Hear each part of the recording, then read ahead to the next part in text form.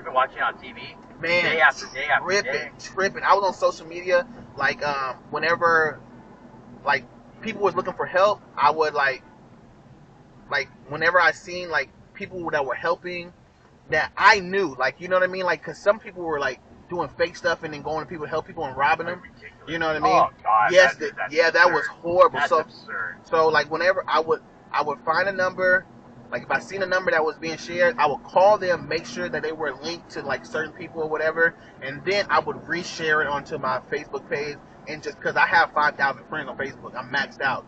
And so, it's like... that is the max, okay. Yeah. And so, well, now they let people follow you on Facebook, so you can't max out on followers, but friends you can max out. Okay. And so, I was just sharing to all these people and stuff like that, and like I was just being whatever I could do to help. You know what I mean?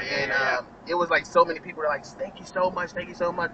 But like it was a crazy time. It was crazy, and I was like, "Oh my." The aftermath, and people are looking at me. You know, getting flooded just destroys a pad. You know. And then I drove when we were driving back from Oklahoma City. We were coming back. I probably don't know, but we were coming up the back way through 290, coming through Prairie View and all that. And as we were driving in, we just see army truck after army truck after army truck, just army truck after army truck after army truck heading in this direction. Just, I'm talking about at one point we seen probably like 20 to 30 in a row, just headed towards Houston. Come here, keep everything cool, help out where they can. It was a crazy time. Yeah, because you gotta watch out for the looters, man. They will go in masses, dude. And you gotta establish law to make sure everything's cool. Besides helping out people, I didn't think we would recover from that. I'm not gonna lie to you.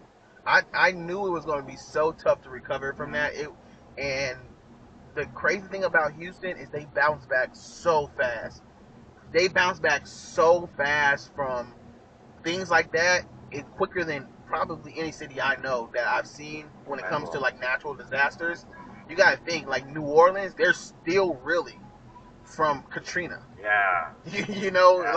And that was 20 years ago. And so for us to bounce back from Harvey that fast, and then bounce back from COVID that fast, back too, yeah. Really? They're still growing. They're still like, that's the biggest thing. Like people still move here.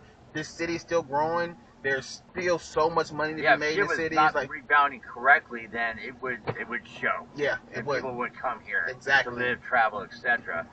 Because first thought is Houston flood, and how bad it's been afterwards. So, well said on that. But there's so much more that's great about Houston that people will deal with the weather. You know what I mean? Like that's true. That's literally like the. Still question it, but the worst part about Houston is the weather. You know what I mean? Yeah. But other than that, man, I love everything else about people it. People are great. People are way cool, dude. Yeah. You have bad people everywhere, but there's always bad. You know what I'm saying? So it's like, good always prevails. But just in the general aspect, you have great people here. There's great money here. It's very spread out, so you're not on top of each other, congested. There's money to be made here. There's great food. Oh, yeah. The food is great. Yeah, very cool, man. Yeah, man. How long you been here? 5 years. Okay. You're a newbie. A little bit. You know? I'm digging it. Yeah. I'm from the Bay Area, and then 20 years in Newport Beach, so it's a bit of change. Gotcha. Wow, that is, yeah. But I dig. No, I. What brought you out here then? My family is from the South. Okay. Yeah, so my grandmother is from Baton Rouge. Mm-hmm. She met her husband, my grandfather, in Houston.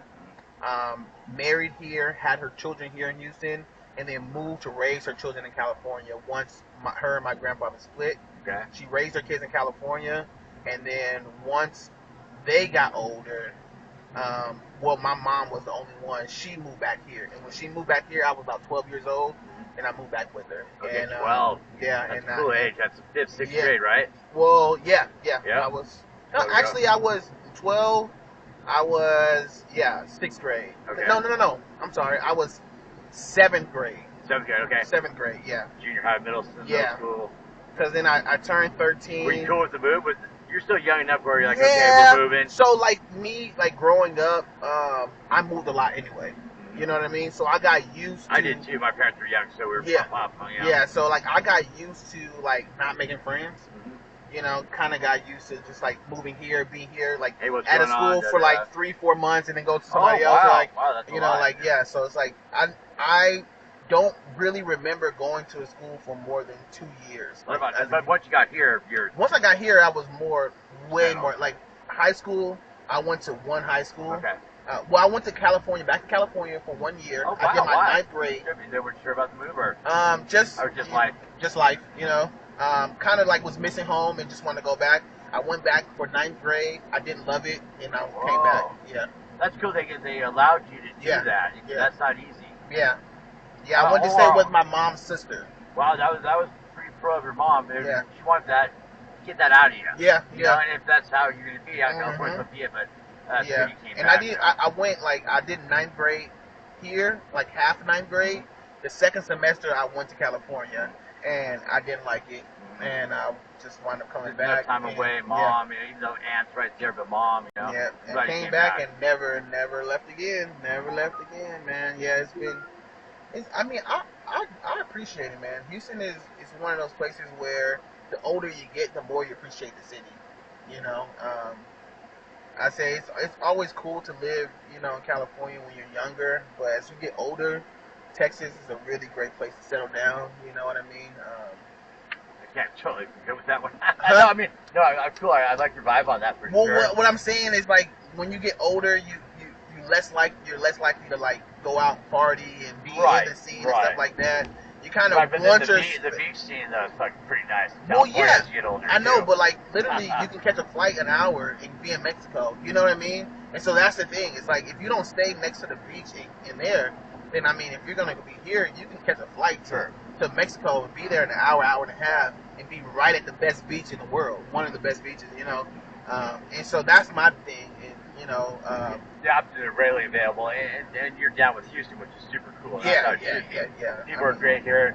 Lots of opportunities. The bounce back is incredible. So I'm with you on that. And especially if you came from like a different and I still state. think that you got the Bay Area vibe though too. Yeah, of course, man. I can't never. That'll never leave me, man. That'll never leave me ever. It's crazy the Raiders moved though. The Raiders moved and the A's moved. Yeah, man. And the Warriors moved to San Francisco. You don't have anything in Oakland anymore. That's rough. Yeah, man. Oaktown. It's just, whew, it's tough, man. It's tough. Yeah, it's sad. But I mean, they lost 3 teams in 3 years. Yeah. That's too bad. There's nothing good to say about that one. Interesting though, the Raiders in Vegas. Well, I'm Vegas now, but you know, having a football team in Vegas is pretty bad. It's crazy because a lot of people from California are moving to Vegas. They moving to Vegas or Arizona. Like a lot of people. Oh yeah, Arizona's very popular. Arizona, I hear, is one of the best places. Like I enjoyed. You know, they got to do something. The politics and the taxation in California is over the top. Gotcha. And it's disillusioning people. Yeah. And businesses. So no wonder you got people moving out because you're getting screwed over. You know, the latest one was, you know, you have a company. You're required. The state is. You're required to allow the state to pick. Was it 1/5 of your board? Yeah, so they put someone in. Wow. Of your own company. Wow. It may not, or 1/6 or something like that. And it's just, you know, because they felt they had the power for so long that they would, you know, do these things, the taxation and stuff like that. And finally, people were like, "Fuck this, dude." Yeah, man, it's crazy. Like, I mean, I wouldn't mind staying in California, but it's just like the stress of living in California is just too much. Like, you have to make, what, $50 an hour pretty much to, like... If you want to buy it at the beach, it gets quite expensive. Yeah. It's not renting, you know. Yeah. I was down with money. I was rent the rest of my life. I love the beach. And, the property's very expensive. Yeah, man. Like but it's free to get on the sand. Yeah. So, throw the frisbee, bring the kids. I mean, it's all it's such a positive vibe, you know. Go on some barley, fucking rock roll. Chicks everywhere. Yeah, man. Good times.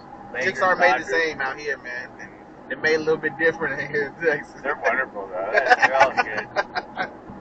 They'll take care of you. Yeah, I'll tell you that. How long are you running today? So I try to do 10 to 12 hours every day. Smart man.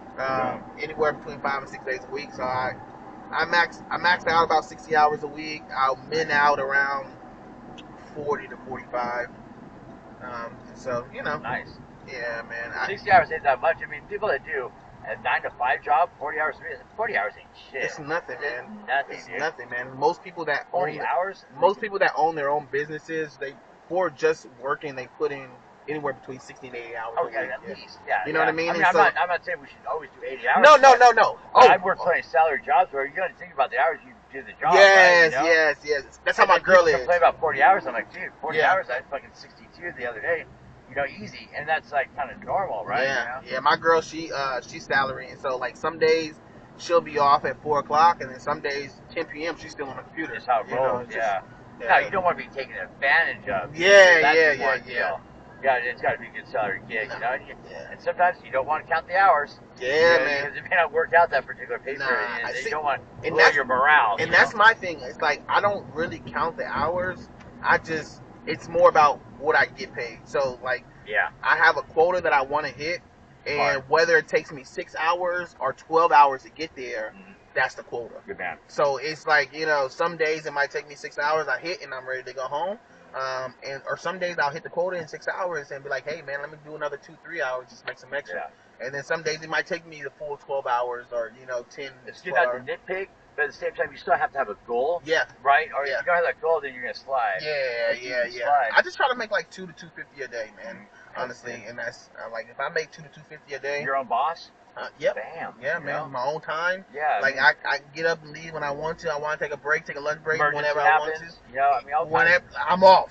Take a vacation. I don't gotta put in. Quite solid. The website. I mean, everything's set up. Man, it's professionally. There's a lot of people that complain about like the money you make and stuff like that on Uber and how much they take and all that kind of stuff. And I'm like, dude, they put a lot of work in the setup. Exactly, man. Like they take in a lot of liability on their part. They can get sued in a heartbeat. And they do all the marketing and everything to get you rides. You're not out there with a sign. Yeah, you know what I mean? Point. Like that's a good point. And so it's like, man, just take what they give you, man. Left or right? On the left hand side. The next one, right? Right there, Right there, gotcha. No problem. American flag, another flag out there. This one right here? Yep. Okay. All right, big dog, man. All right, John. Grab one of those Tootsie Rolls. Man, John, take whatever you pleasure want. talking with you, dude. Yes, sir. Goodbye, man. Yes, sir. You take care of yourself, man. See ya. Yes, sir. All right, Carol, let's go get this ride. Devin.